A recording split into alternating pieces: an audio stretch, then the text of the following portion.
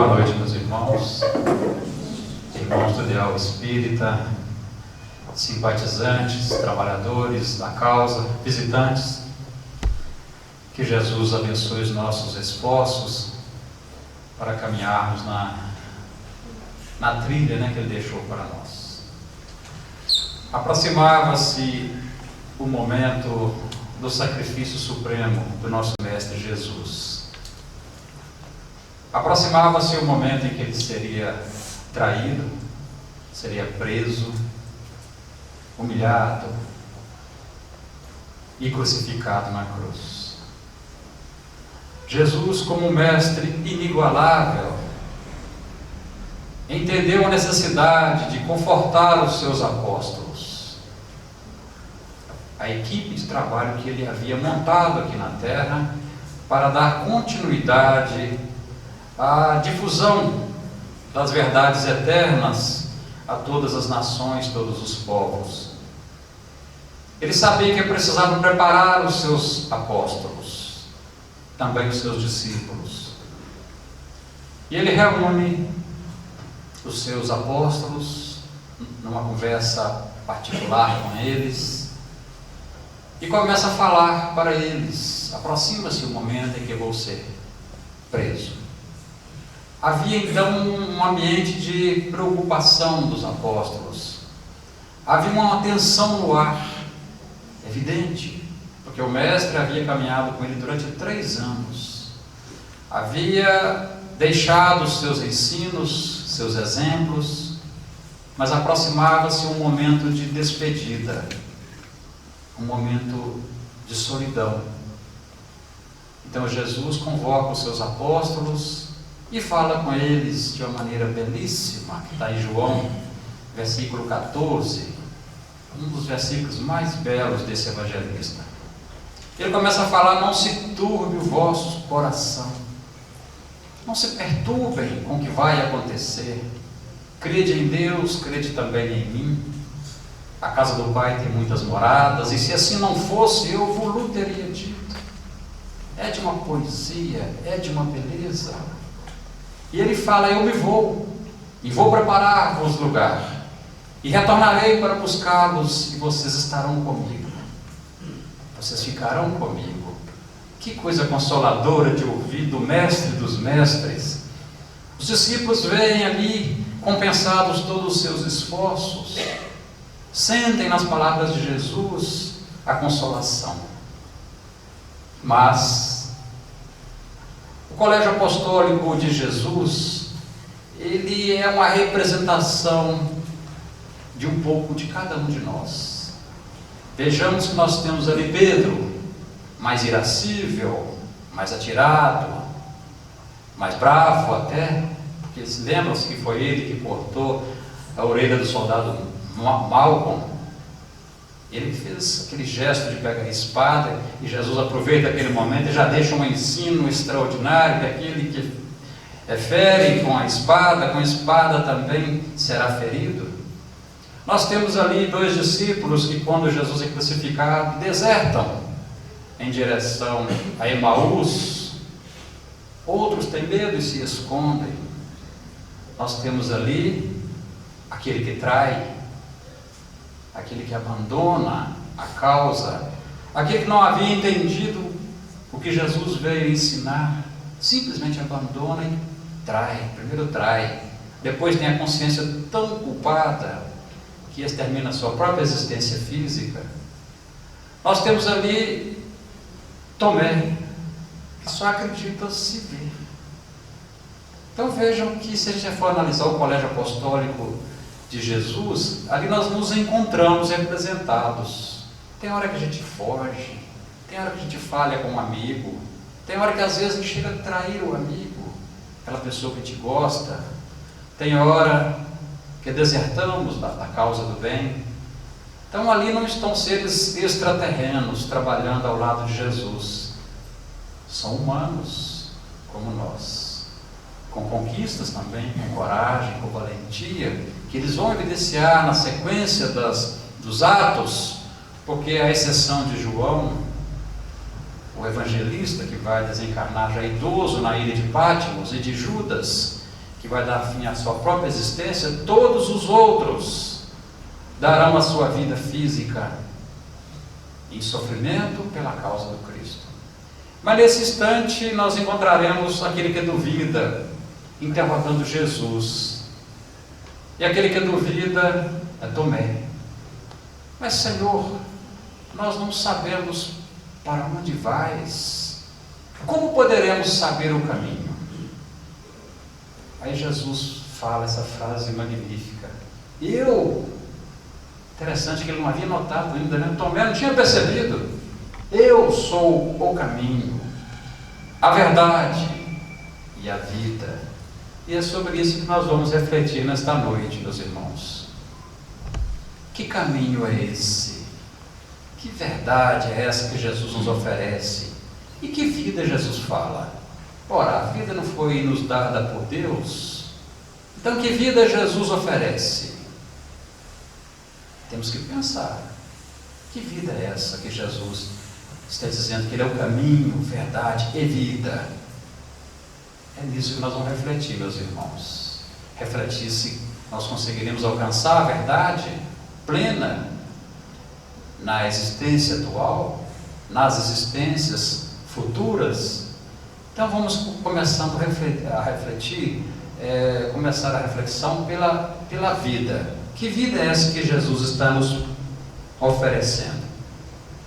O próprio Jesus dizendo em João 10:10: Eu vim para que tenham vida, e tenham vida em abundância.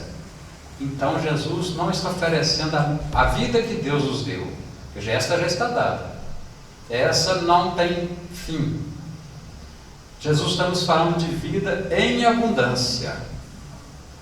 Jesus está falando de vida completa, de uma vida sem dores, sem remorsos, sem agonias, sem ódios, sem vingança. Jesus nos fala de uma vida perfeita, de uma vida plena, de uma vida integrada com o Criador, de uma vida onde não tenhamos mais nenhuma vinculação material, onde nada que é material nos vai atrair mais, uma vida onde não teremos mais que retornar ao mundo de provas e expiações, ou mundo de regeneração, porque então estaremos libertos. Jesus nos fala de uma vida plena, meus irmãos, de uma vida feliz, de uma vida que nós vamos ainda trabalhar para conseguir. E Ele nos diz que Ele é o caminho, Ele é a estrada para alcançarmos uma verdade que nos liberta, que nos permite a caminhada livres para chegarmos a essa vida plena. É dessa vida que nós vamos falar nesta noite. E é desta vida que Jesus conversava com seus apóstolos, dizendo a eles: perseverem, continuem, porque vocês estão no caminho, alcançarão a verdade, e esta verdade vos conduzirá a uma vida. Podemos atualizar toda essa fala porque ela tem um sentido eterno. Jesus disse que as palavras dele não passariam, porque os seus ensinos eram eternos, e ele representou aqui na terra a vontade do Criador. Tanto que Filipe ainda questiona nesse mesmo capítulo, questiona Jesus a respeito dessa verdade. E Jesus vai orientar Filipe também, que ele não fala por si. Jesus está falando ali, representando a vontade de Deus. Filipe queria que Jesus mostrasse a ele Deus. Mostra-nos Deus, e isso nos basta, disse Filipe. Aí Jesus vai dizer para ele: mas vendo a mim, vocês estão vendo a vontade do meu Pai aqui representada. Vemos que nessa fala de Jesus, com os conhecimentos atualizados que a doutrina espírita nos traz, é que Jesus não estava ali nem um pouco aumentando, exagerando ou diminuindo o seu papel. Ele é verdadeiramente integrado ao Pai. Os espíritos crísticos são aqueles que alcançam o topo da evolução dos espíritos puros. Esses interpretam a vontade de Deus. Esses representam o verbo, ação. Tudo que é verbo, que fala Deus disse, Deus é o verbo. Então, em determinado momento, o Verbo se faz carne. Então, é o Verbo de Deus que se fez carne aqui na terra, é Jesus. Então, ele fala com tranquilidade para Filipe: vendo a mim, você vê o Pai, porque ele ali representa a vontade de Deus.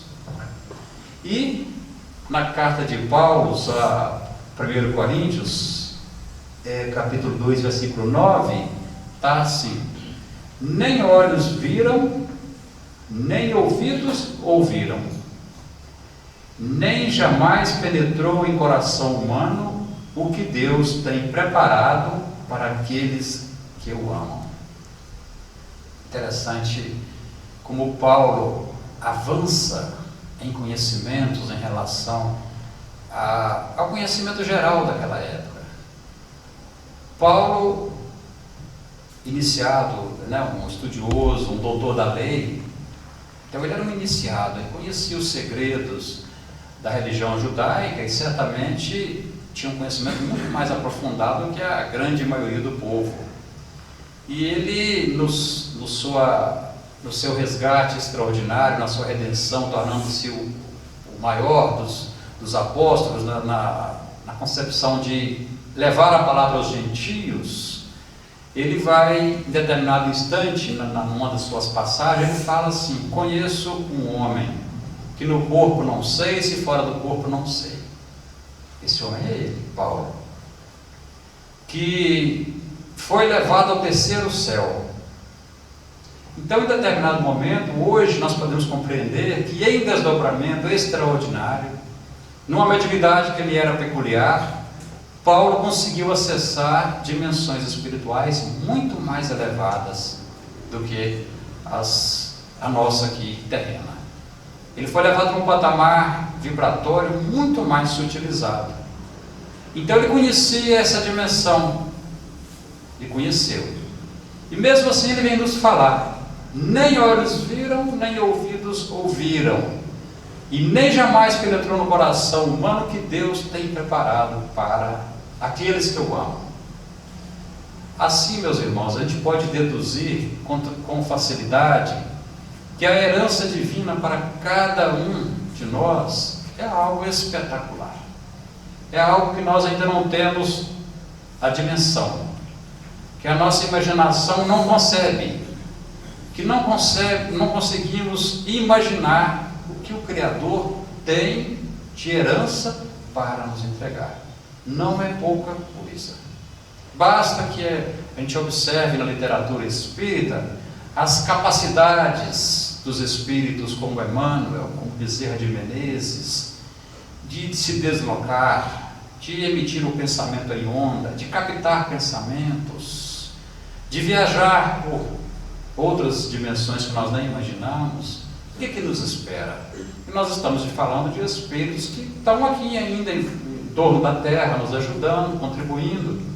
Imagina o que aguarda aqueles que amam a Deus nos patamares mais elevados, onde se situam as almas redimidas, totalmente redimidas. O que nos espera, meus irmãos? É muita coisa nos aguarda.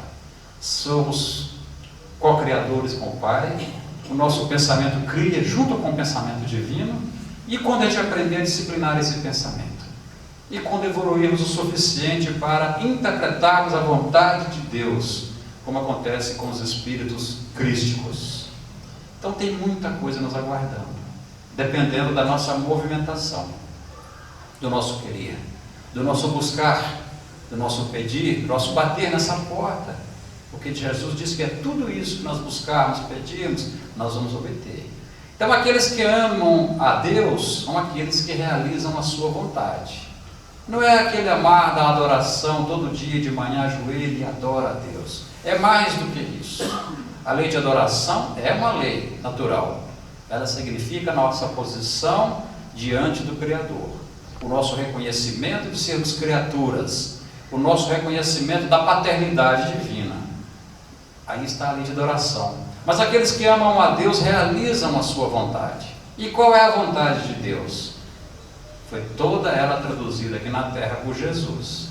Encontram-se nos Evangelhos. O Espírito da Verdade, a mensagem contida no Evangelho segundo o Espiritismo, diz que todas as verdades encontram-se no cristianismo. Os equívocos que ali apareceram são obras dos homens. São interpolações, são alterações dos textos, são alterações da interpretação, mas tudo é obra dos homens, porque as verdades estão ali contidas no cristianismo.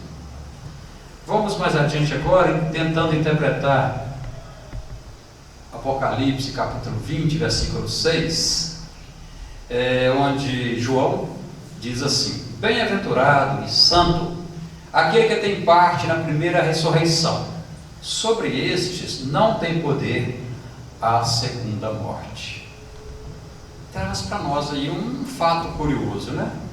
Tem segunda morte? A gente já deve se perguntar, tem segunda morte? Que segunda morte é essa que se refere a João? A gente trouxe essa passagem aqui porque o Espírito da Verdade nos pede, né? Amai-vos, instruí-vos. Eu trouxe mais no sentido do instruí-vos. O que seria essa segunda morte que João fala aqui? Aí nós vamos recorrer a uma obra espírita para interpretar a segunda morte. No livro Libertação, o instrutor Rúbio nos fala que a segunda morte ela pode acontecer em 3 situações. Vejamos, do que ele chama a segunda morte?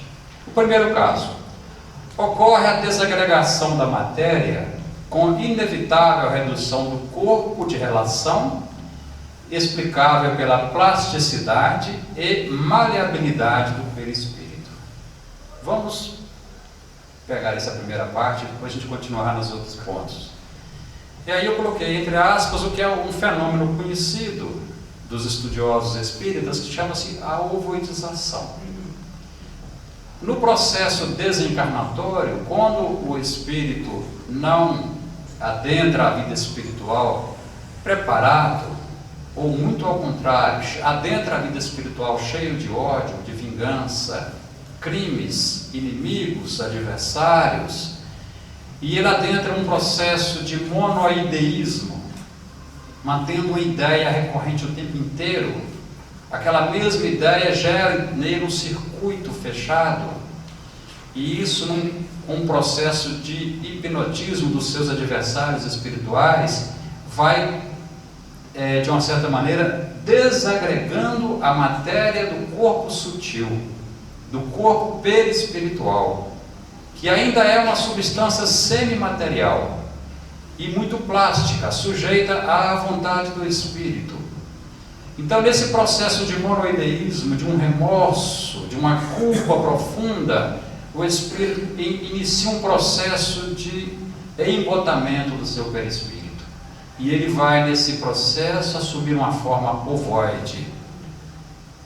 Vai ter ali uma determinada consciência, estará em estado de sonhos, mas isso é um processo tão destrutivo em relação ao corpo espiritual que em muitos casos são necessários décadas, séculos, para que aquele espírito retorne à sua forma humana. Esse é um processo. Não vamos detalhar muito, porque não é o objeto da nossa reflexão hoje, mas a referência está aqui no livro Libertação. Isso é o instrutor Rúbio orientando André Luiz, e o André Luiz ditando para nós através do Chico Xavier. O segundo caso são aqueles que se submetem a operações redutivas e desintegradoras dos elementos perispiríticos para renascerem na carne terrestre, para a reencarnação. É um processo da reencarnação, muito bem esclarecido por André Luiz também em outra obra, não sei se Missionários, fala da reencarnação de Segismundo. Ali vai se detalhar muito bem os casos. Então, o perispírito, quando ele vai reencarnar, ele passa por um processo de desintegração da matéria que compõe o seu perispírito, e ele vai reduzir até chegar a um determinado tamanho, onde ele pode ser justaposto ao ventre materno, onde ele vai comandar o processo de construção do seu novo corpo. Então esse é o segundo caso, só que esse segundo caso não é tão danoso, não é danoso como o primeiro, porque porque ele é um processo natural, e naturalmente ele vai formar um novo corpo, e 9 meses depois ali estará um corpo pronto, e o espírito também estará em condições de animar esse corpo, completando seu processo reencarnatório aos 7 anos. E a última, que é a que nós devemos almejar, eu acho, com mais vigor, que são aquelas situações onde os espíritos são promovidos. Promoção. Tanto trabalho, dedicação, esforço, aprendizagem, renúncia, perdão e tudo mais de nobre que o espírito pode desenvolver na sua alma ou dentro de si, faz com que ele seja promovido. Então ele mora na colônia espiritual Nosso Lar, a colônia espiritual mais conhecida do Brasil, né? Essa é muito conhecida porque o livro Nosso Lar é um best-seller e o filme ainda acabou de levar. Agora até os estrangeiros estão querendo vir para Nosso Lar, era só os brasileiros, né? Agora o filme já passou nos Estados Unidos, na Europa toda, acho que na Rússia, na Ásia, enfim. Divulgou a colônia espiritual Nosso Lar. O espírito é residente ali. Por méritos, ele vai passar por uma promoção. Ele vai ser conduzido a uma colônia espiritual em nível superior. Aí ele passa por um processo em que ele se desfaz da parte semimaterial, do seu perispírito, que é o corpo espiritual, e ele vai rumo então às esferas sublimes, cuja grandeza, por enquanto, ainda não nos é dado sondar. Só imaginar. No próprio livro Nosso Lar, a gente vê que André Luiz visita a sua mãe, porque ela residia em colônia espiritual mais elevada, em sonho. Então, em sonho, o espírito em sonho, em desdobramento durante o sonho, ele, sutilizado ainda mais no seu corpo perispiritual, ele consegue adentrar aquela colônia. Ficaram curiosos? Vão ler o livro Libertação. Depois lê o Nosso Lar, depois Missionários, depois tem ali uns 16 livros para a gente ler. Vamos para frente. Jesus disse que é o caminho. Vamos interpretar o que caminho é esse na visão de quem sabe mais do que nós. O benfeitor espiritual Emmanuel. Diz assim: a sua luz imperecível, a luz do Cristo, brilha sobre os milênios terrestres, como o verbo do princípio, penetrando o mundo há quase 20 séculos, 2000 anos, mas muitas vezes temos desprezado o caminho, indiferentes ante os patrimônios da verdade e da vida. Esse e os outros convites de Jesus nós já ouvimos antes. Começamos, caminhamos um pouco com Cristo, paramos no caminho, desanimamos, preferimos outras estradas. Aí o benfeitor Emmanuel volta a nos dizer que a luz do Cristo brilha há 20 séculos. Essa luz brilhando, ela significa convite. A luz brilhando significa aquele farol que na praia, quando os dias estão chuvosos, a neblina está densa, é aquela luz que orienta os pescadores a voltarem para o porto. Essa é a luz do Cristo. Ela não brilha por brilhar, ela brilha para ser o ponto de atração nosso. Nós somos de um mesmo rebanho do Cristo, e Ele é o pastor. Então nós gravitamos em torno de Jesus, queiramos ou não. Nós gravitamos em torno da sua luz, e essa luz está aí há 20 séculos, não é pouco tempo. Nesses 20 séculos nós viemos e voltamos desse planeta muitas vezes. A expectativa de vida hoje é maior, então 80, 90, mas houve tempo que a expectativa de vida era de 30, de 40 anos. Então nesses tempos, quantas vezes no mesmo século nós poderemos ter vindo ao planeta? 2 vezes, 3 vezes, em 20 séculos. Então nós já ouvimos esse convite de Jesus. E às vezes, e muitas vezes, temos desprezado esse caminho, indiferentes aos patrimônios da verdade e da vida. Vamos continuar com Emmanuel nos explicando. Aceitar a tutela de Jesus e marchar em companhia dele é aprender sempre e servir diariamente com renovação incessante para o bem infinito. Por quê? O trabalho construtivo em todos os momentos da vida é a jornada sublime da alma no rumo do conhecimento e da virtude, da experiência e da elevação.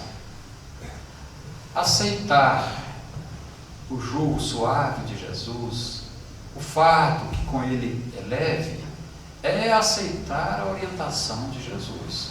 Não é aceitar de boca para fora, é internalizar os princípios que Jesus veio trazer, é incorporar a ética cristã na nossa vida. Dentro da casa espírita, dentro da igreja, nós somos cordeiros. Atravessamos a porta para fora, a pele de cordeiro fica e sai o lobo. É assim que Jesus espera de nós? Não, evidentemente não. Ele espera que sejamos cristãos aqui, na rua e onde estivermos, em todos os ambientes, representando a luz de Jesus em nós. Como convencer os nossos irmãos, companheiros de jornada, que aquela fé que nós professamos é boa, se a gente não consegue vivenciar os seus postulados? Porque gente com oratória fácil, todos os tempos nos ofereceram. Agora, os que praticam são tão poucos que a gente começa a enumerar em palestra, a gente acaba falando sempre os mesmos. Eu tenho até que decorar outros nomes, porque todo mundo fala os mesmos. Você vai falar em Madre Teresa, em Irmã Dulce, em Chico Xavier, em Gandhi, os mesmos, não tem mais gente não. Vocês vejam que são tão poucos que o cérebro da gente falha. Claro que tem, mas não é tanta gente não, senão a gente lembraria com mais facilidade. A gente acaba focando nos mesmos. Mas caminhar com Jesus é isso, meus irmãos. É uma jornada sublime da alma, do rumo do conhecimento e da virtude. Sempre Emmanuel coloca essa questão do conhecimento e da virtude, que é o amai-vos e o instruí-vos do Espírito da Verdade, que é o convite permanente à pesquisa, à interrogação, à busca, a ter a dúvida. Aqueles que a dúvida não enxergou ainda, como vai fazer? Vai ter que permanecer mais tempo até que tenha a dúvida, porque o mundo oferece tanta coisa, tanto conhecimento, tanta beleza, mas em alguns não tem a dúvida. Ele está feliz ali sem a dúvida. Não é direito nosso também atropelar ou violentar consciências. A pessoa está bem sem a dúvida, mas na medida em que surge a dúvida, na medida em que surge o pedido de esclarecimento, que surge a necessidade, que surge a dor, que o irmão vem até nós e narra a sua dificuldade, a sua dor e seu problema, cabe a nós orientar, cabe a gente falar das verdades que para nós são verdades consoladoras, esclarecedoras, e que não temos o direito de preservar o tesouro da doutrina espírita somente para nós. Ele precisa ser compartilhado sem violentar consciências, sem forçarmos a barra em cima de ninguém, porque aí a gente estaria contrariando princípios da nossa própria doutrina espírita. Continuando, meus irmãos, o caminho ainda com nosso benfeitor espiritual Emmanuel. Cristo espera venhamos todos a converter-lhe o evangelho de amor e sabedoria em companheiro da prece, em livro escolar no aprendizado de cada dia, em fonte inspiradora de nossas mais humildes ações no trabalho comum, e em código de boas maneiras no intercâmbio fraternal. Então Cristo espera que nós vivenciemos os seus ensinos no dia a dia, como havíamos falado, em fonte das nossas ações, do trabalho, código de boas maneiras no intercâmbio fraternal. É a vivência a qual nos referimos anteriormente. Ainda falando sobre o caminho, Emmanuel nos diz: cristãos que não aproveitam o caminho do Senhor para alcançarem a legítima prosperidade espiritual são criaturas voluntariamente condenadas à estagnação. voltamos até na questão anterior da ovoidização do espírito. É uma forma de estagnação, é uma maneira de rebeldia. E se não nos cuidarmos, nós adentramos pelas portas do questionamento estéril e da rebeldia com a criação. Principalmente quando a dor nos visita, quando a ingratidão nos alcança, quando o abandono chega ao nosso lar, quando a dificuldade financeira bate à nossa porta. Se não vigiarmos, adentraremos as portas das reclamações, das blasfêmias, e aí, meus irmãos, afastaremos de nós a única luz que é a ponte saudável para sairmos daquela crise, daquela situação, daquela depressão, daquele transtorno. Então, se o cristão não aproveita o caminho deixado por Jesus para prosperar espiritualmente, ele vai caminhar voluntariamente para a estagnação, que é o maior mal que o espírito pode fazer para ele mesmo. Uma vez que pela lei do progresso, uma lei natural, estudada pelo Espiritismo, pela lei do progresso, ninguém retorna na evolução, ninguém diminui a sua evolução. A maior maldade que podemos fazer conosco é parar, é estagnar. Enquanto o universo trabalha, o universo caminha, nós estamos ali parados. E quando vem o despertar da consciência, isso é motivo de desconforto para o espírito, porque aqueles com quem ele caminhava na sua família espiritual já estão lá na dianteira, e ele será inclusive entre aspas, um problema para aqueles que já caminharam, porque deverão retornar para buscar o afeto que ficou para trás. O livro Alcione, não é isso? Renúncia, tem a Alcione, a personagem principal, que vem lá das paragens superiores, Sírios, né? Vem de Sírios, que está mais avançado que o sistema de Capela ainda. Vem esse espírito, essa estrela, desce que é o planeta. Lá pelo século XVI, o planeta ainda embrutecido, mal saído da Idade Média. Vem esse espírito, esse sol, para resgatar um ente querido, um afeto seu. Veja como caminhou esse espírito, veja como o outro não caminhou, veja como um evoluiu e como o outro estagnou. E vem em renúncia, e vem em sacrifício, para o despertar de um espírito. Claro que quando essas almas nobres descem à terra, as missões são tão bem cumpridas que elas arrastam outras almas para o esclarecimento. Mas a motivação principal foi o resgate de um afeto. Você já pensou?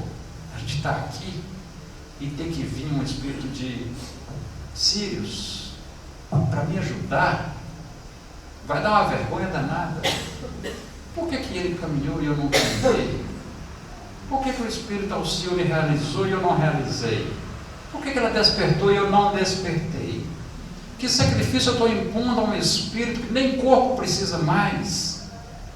Ter que construir um outro corpo para estar aqui na Terra, para passar por privações, dores, angústias próprios ainda da natureza material do nosso planeta.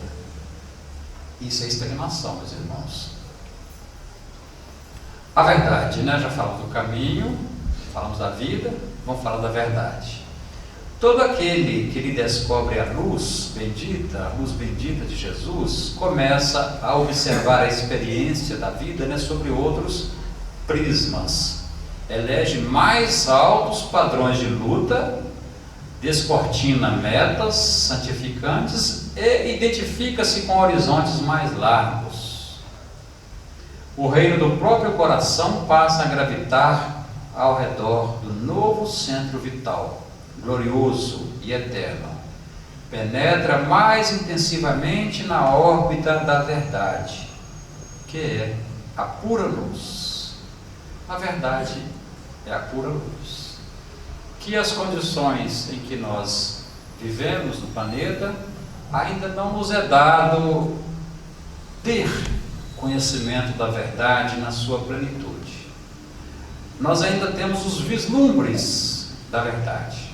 Ainda é o farol distante, nós sabemos que está lá, que teremos que caminhar para chegar onde está aquela luz. Então quem descobre essa luz bendita, ele começa a mudar, começa a alterar a sua jornada de vida, começa a absorver novos valores, novas condutas, começa a entender a necessidade do perdão, da misericórdia, da colaboração uns com os outros, porque quer o Criador, Deus deseja que nos socorramos uns aos outros, que nos ajudemos uns aos outros. Não existe trajetória evolutiva espiritual isolada, carreira solo, não existe. Aquele espírito que quer fazer uma trajetória solo, ele não conseguirá. Chegar a um determinado momento onde alguém vai falar com ele: se você não voltar, você parou aqui. Isso é interessante, que eu li recentemente numa obra de Chico Xavier também, me falta a memória agora, exatamente isso. O irmão estava caminhando, uma beleza, subiu, estava pleiteando patamares mais elevados. Aí o mentor falou: você está indo bem na carreira solo, mas tem uma multidão de pessoas que dependem de ti. Retorne, ajude, colabore, renuncie, sofra com eles. Vai ser a chave de acesso a patamares mais elevados. Vejamos que a simples vontade de realizarmos uma carreira evolutiva sozinho já traz aí um defeito de origem, né? Um certo egoísmo que precisa ser lapidado para que a gente caminhe mais. Vamos ver uma parábola de Jesus para tentarmos clarear mais ainda a nossa abordagem de hoje. Essa está em Mateus capítulo 21, versículos 28 a 31. Jesus fala assim: um homem tinha 2 filhos, e dirigindo-se ao primeiro disse: filho, vai trabalhar hoje na minha vinha? Ele, porém, respondendo, disse: não quero. Mas depois, arrependendo-se, foi. Dirigindo-se ao segundo, falou-lhe de igual modo, e respondendo ele, disse: eu vou, Senhor. E não foi. Qual dos 2 fez a vontade do Pai? Disseram-lhe eles: o primeiro. Disse-lhes Jesus: em verdade vos digo, que os publicanos e as meretrizes entram adiante de vós no reino de Deus. Vamos entender o contexto da parábola, vai facilitar para nós o entendimento.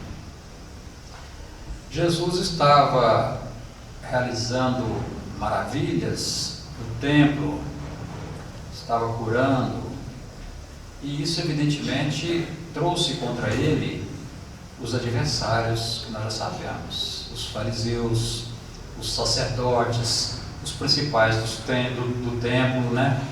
Do templo de Jerusalém, do Sinédrio. Trouxe contra eles os anciãos, que tinham influência também no Sinédrio, que era o poder religioso da época, mas era um superpoder, porque o Sinédrio tinha também um poder de senado, poder de redigir leis. Então imaginem esse poder que eles tinham, né, de religião, junto com o poder político. Era um poder muito grande.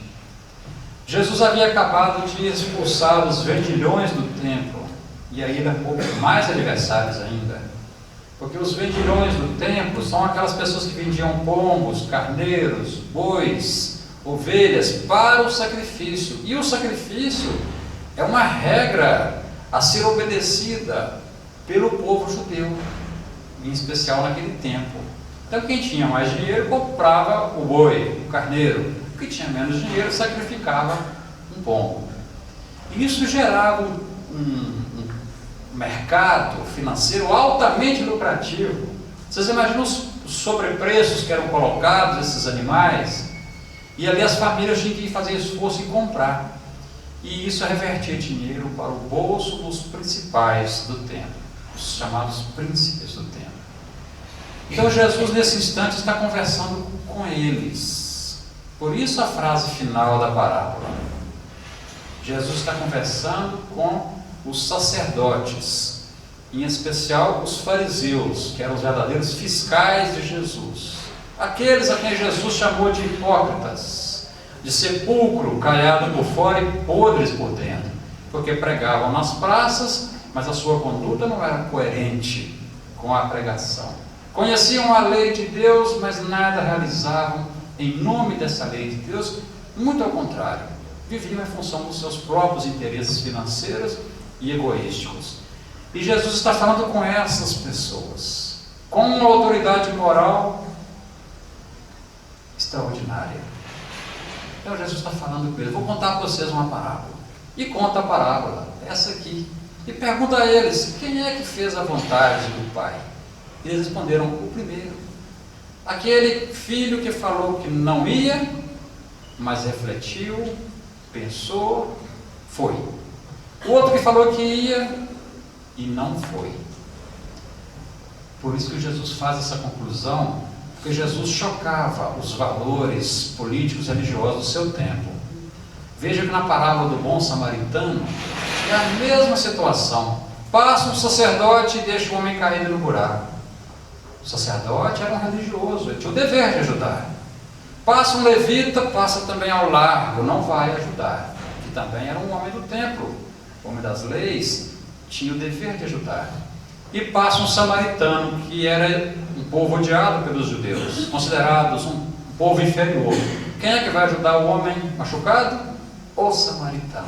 Então Jesus gostava de chocar, justamente para ver se por essa terapia do choque, ele despertava esse povo judeu.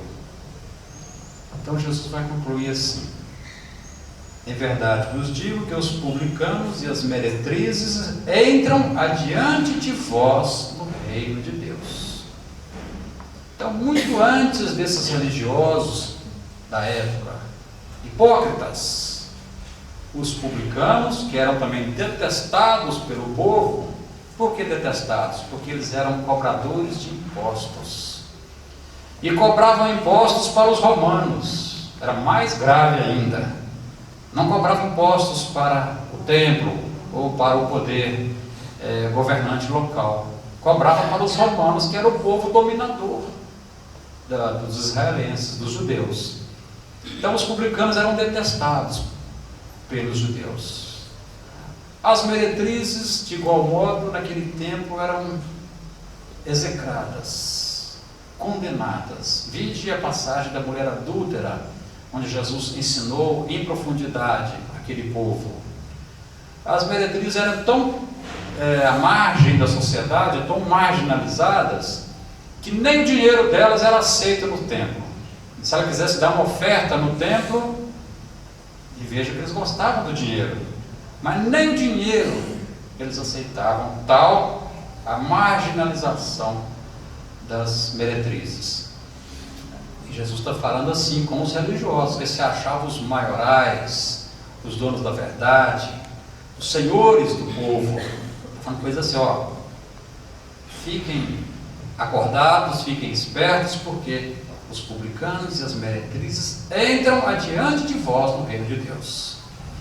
As mentes dos publicanos, das meretrizes, são as mentes abertas a um conhecimento novo, a uma consolação nova. O Evangelho de Jesus encontraria nesses corações um terreno fértil, um terreno sofrido, um terreno arado pela dor, mas muito mais fácil de jogar sementes, do que no terreno já ensombrado dos sacerdotes da época, porque eles se consideravam os maiorais. Neles as concepções estavam formadas, neles a mentalidade já estava fechada por vontade própria e pelo egoísmo exageradamente crescido naquela situação.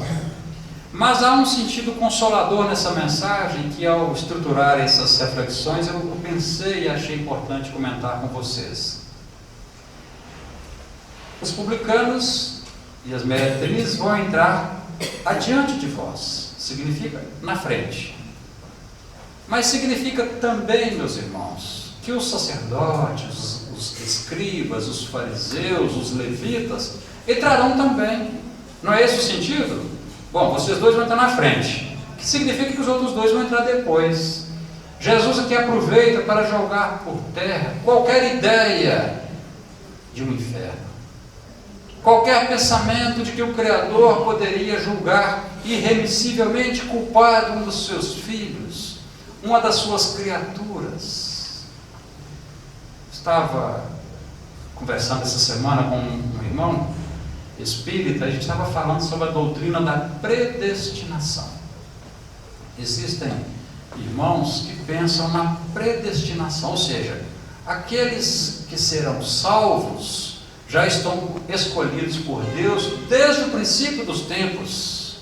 Eu fiquei pensando, gente, mas é assombroso um raciocínio desse, com perdão de quem pensa assim. Porque você teria que contrariar tudo aquilo que é Deus, toda a justiça, toda a bondade, toda a misericórdia. Vocês imaginam vocês, meus irmãos, cada um tem em casa lá 3 filhos, e você fala assim, você será salvo. Os outros 2 não. Tem algo de lógico, de razoável, ainda mais se nós estamos falando de Deus, que é puro amor. Então é uma doutrina que carece de amadurecimento, e o tempo trará esse amadurecimento. Não tenhamos preocupação, porque a divina providência, ela detém instrumentos sábios, hábeis e paciência para o despertar. Então eu achei interessante essa reflexão, de que aquela comunidade ele entra primeiro, mas chegará um tempo em que os outros também adentrarão o reino de Deus, ninguém ficará de fora. Isso é consolador, meus irmãos, é muito consolador, em que pese a gente dever ter em nós uma vontade de progredir, um almejar o que tem de melhor. Isso está na natureza humana, a lei do progresso. Você adentra uma empresa ali nos patamares mais simples e você almeja crescer naquela empresa. Legítimo, isso é legítimo, deve acontecer assim, deve ser assim. O que não deve acontecer é você usar de meios fraudulentos para crescer na sua organização. Isso aí são outros problemas que você traz para si próprio. Aí nós temos Paulo também, mais uma vez, o dizendo na carta aos Coríntios 13, versículo 12, assim, né? Porque agora vemos por espelho em enigma, mas então veremos face a face. Agora conheço em parte, mas então conhecerei, como também sou conhecido. Também mais uma poesia de Paulo, para nos dizer que nós ainda não temos condições, meus irmãos, de apreender a verdade na sua plenitude. A luz, quando é demais, ela ofusca. Lembremos que Saulo, a caminho de Damasco, no seu contato primeiro com Cristo, ele cai do cavalo, literalmente, tá, gente? Ele caiu do cavalo e perde a sua visão, recuperando a sua visão 3 dias depois pelas mãos de Ananias. Então a luz tem que ser dosada, e a luz tem sido dosada para nós. A chegada ou o advento do Espiritismo é luz muito forte, que chegou na Terra. Nós precisamos de preparar as nossas pupilas para ver a luz que está à nossa disposição. É muita luz, e a gente ainda não se deu conta disso, meus irmãos. Pelo menos eu falo da maioria de nós, e muito de mim particularmente, ainda não dei conta da grande luz que é essa doutrina espírita, tanto que ela é a 3ª revelação. Alguém ouviu falar da 4ª revelação? Está vindo 4ª revelação? Não tem 4ª revelação. Você tem a primeira revelação, a grande revelação para a humanidade com Moisés, a segunda grande revelação da humanidade com Jesus, a 3ª grande revelação, o advento da doutrina espírita, do Espírito da verdade, que prometeu ficar conosco até a consumação dos tempos. Então, quando nós compreendermos muito, bastante, aprofundarmos no Espiritismo, e transformarmos o que aprendemos no Espiritismo, que nada mais é do que o Evangelho de Jesus, redivivo, melhor explicado, acrescentado. Se a gente colocar essa nossa vivência, nós não precisaremos de quarta revelação. Aqui está o suficiente para a nossa libertação, para caminharmos muito nas sendas da evolução. E, para concluir, Jesus fazendo esse convite amoroso para nós, ouvir Jesus dar-nos uma consolação, fala bonito: eis que estou à porta e bato, a porta do nosso coração. Se alguém ouvir a minha voz e abrir a porta, entrarei e cearei com ele e ele comigo.